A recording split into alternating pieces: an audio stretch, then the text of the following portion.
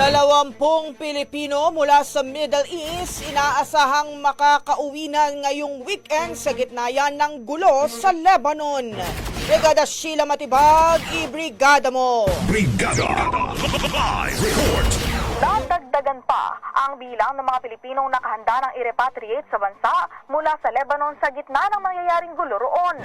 Sa isang pahayag, sinabi ni Department of Migrant Workers Secretary Hans Leo Kakdak na mayroong higit 200 mga Pinoy na nakabook na sa iba't ibang commercial flights. Maliban dito, 400 pa niya ang pinoproseso para makabiyahe, habang 20 naman ang makauwi sa weekend mula sa 3 magkakahiwalay na flights.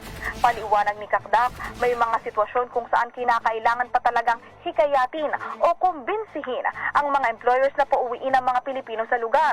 Pero anya, karamihan pa rin ay hindi nahihirapang umuwi kung nanaisin nila.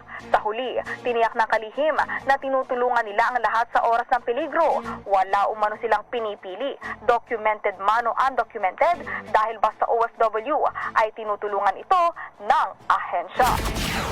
In the heart of changing lives, ito si Brigada Sheila Matibag ng 105.1 Brigada News FM Manila. The Music and News. Authority. Brigada Balita Nationwide!